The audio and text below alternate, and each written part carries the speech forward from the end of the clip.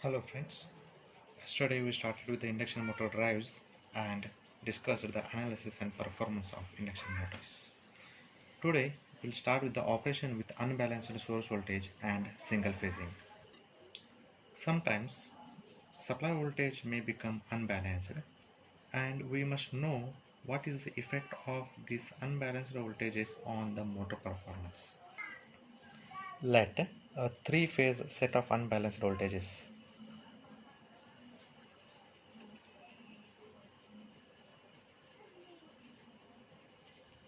VA,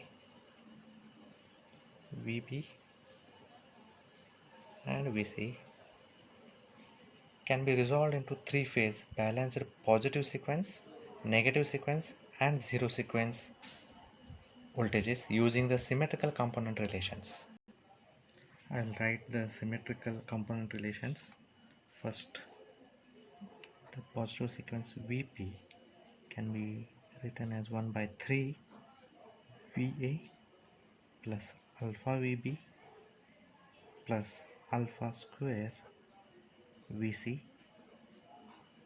Similarly, negative sequence voltages Vn is written as 1 by 3 Va plus alpha square Vb plus alpha Vc, and the zero sequence voltage V0 is equal to 1 by 3 Va plus Vb plus Vc. Together all three, I'll call this as equation number 1, where alpha is nothing but e raised to j 120 degree, or can be written as cos 120 degree plus j sine 120 degrees.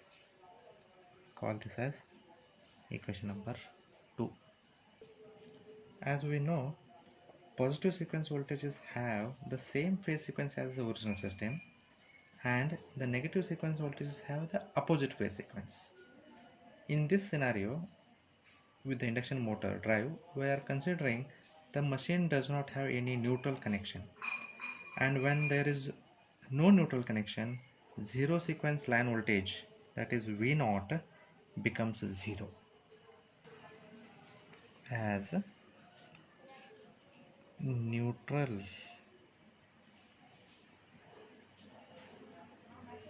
connection is absent. The zero sequence voltage, that is V0, becomes 0. Now the motor performance can be calculated separately for positive and negative sequence voltages, and the resultant performance will be obtained by applying the principle of superposition by assuming the motor as a linear system. The positive sequence voltages produces an air gap flux which rotates at a synchronous speed in the same direction, in the forward direction, and for this forward rotor speed omega m, the slip s can be given as omega ms minus omega m divided by omega ms. As we discussed in the last session, the slip equation remains the same, and for positive sequence voltages, the equivalent circuits also remain same as that of the previous session. The only change is V is replaced by Vp. Let me show you this circuit diagram. So this equivalent circuit remains the same for positive sequence voltages. The only change is this V is replaced by Vp. Now the positive sequence rotor current and torque can be obtained by replacing Vp in the equation of IR dash. So I'll just change V to Vp, and the equation for positive sequence rotor current, I'll call it as IR dash previously rotor current, and For positive sequence, I'll call it as IRP dash, and that is equal to, previously it was V, now it becomes VP divided by RS plus RR dash by S plus J XS plus XR dash. I'll call it as next equation, that is 3. Similarly, the torque equation, I'll call it as TP. Again same here, 3 by omega ms Vp square RR dash by S RS plus RR dash by S plus XS plus XR dash. We have squared it, Vp square, and in denominator also we have squared it. So together, these two equations together, I'll call as equation number 3. Similarly, negative sequence voltages produce an air gap flux which rotates at synchronous speed but in the reverse direction, and for this the slip equation can be rewritten as Sn is equal to it is minus omega ms minus omega m divided by minus omega ms, as it is rotating in reverse direction. Also we have omega m as omega ms 1 minus s. Now substituting this in the equation of Sn, I'll call it as it is Sn. It will be deriving as Sn is equal to 2 minus s. I'll call this as equation number 4. Here also the equivalent circuit remains same. The only change is S is replaced by 2 minus S and V is replaced by Vn. So the following expressions for rotor current in a negative sequence, I'll call it as IRN dash, can be written as V is replaced by Vn divided by RS plus RR dash divided by, previously it was S, it becomes 2 minus S plus J XS plus XR dash.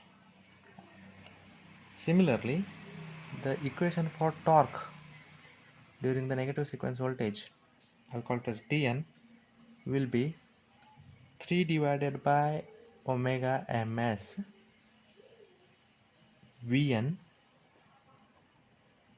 square RR dash divided by 2 minus S, and this minus comes here, so it becomes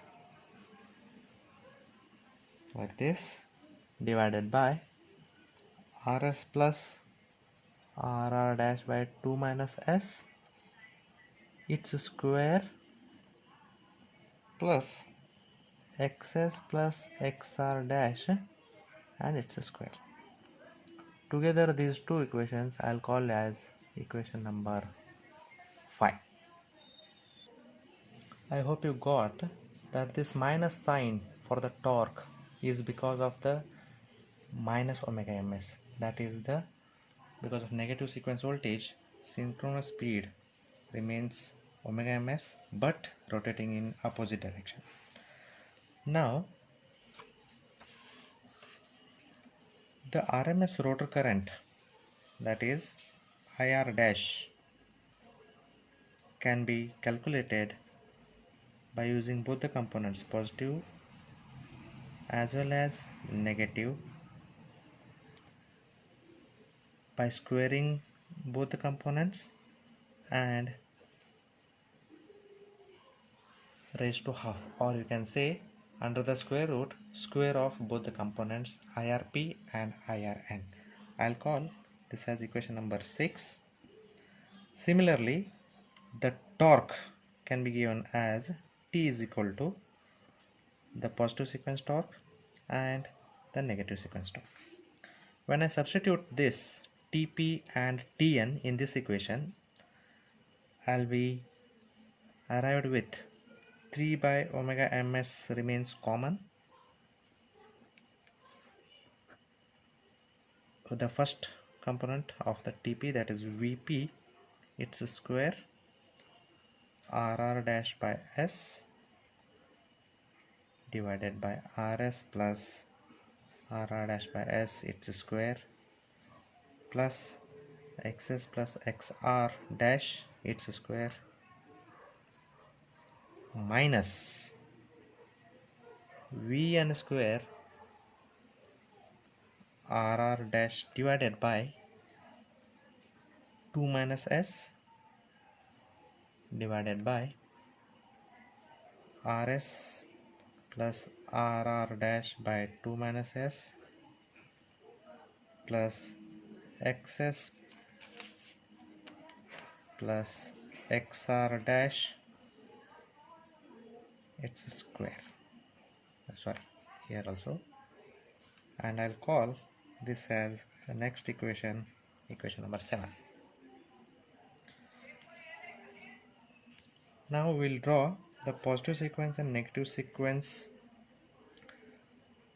speed torque curves of an induction motor with unbalanced stator voltages. The figure shows the speed torque curve when the stator voltages are unbalanced. We can see the net torque, the positive sequence and negative sequence with respect to torque and the speed. Next, we'll start with the concept of single phasing. Single phasing is nothing but when the supply to any one phase fails, and this is very extreme case of unbalancing where Vp becomes equal to Vn. At a zero speed,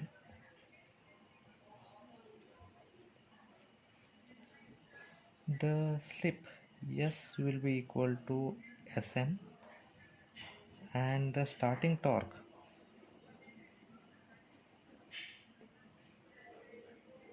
will be equal to 0. Let me draw the speed torque curve for single phasing.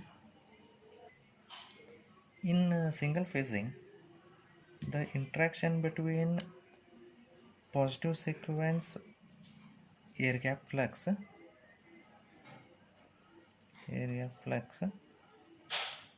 and positive sequence rotor currents produces the positive sequence torque Tp, and similarly the negative sequence torque Tn is produced due to the interaction between negative sequence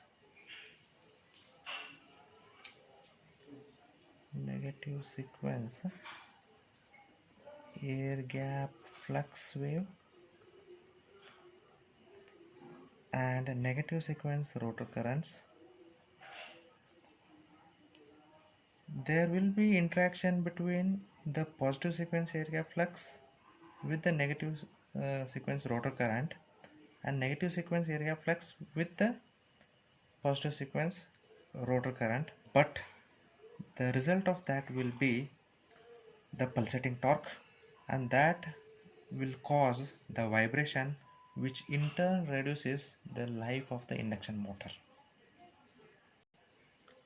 Now, referring to the equations 6 and 7, it is suggested that the torque is reduced, then the copper losses are increased substantially, the motor torque capability reduces in turn reducing the efficiency of the motor. So to prevent the motor from burning, it is not allowed to run for a long period when there is a unbalanced condition in the supply voltage. Thank you friends. With this we'll end this session now, and in the next session we'll be dealing with the starting arrangements of the induction motors. Thank you.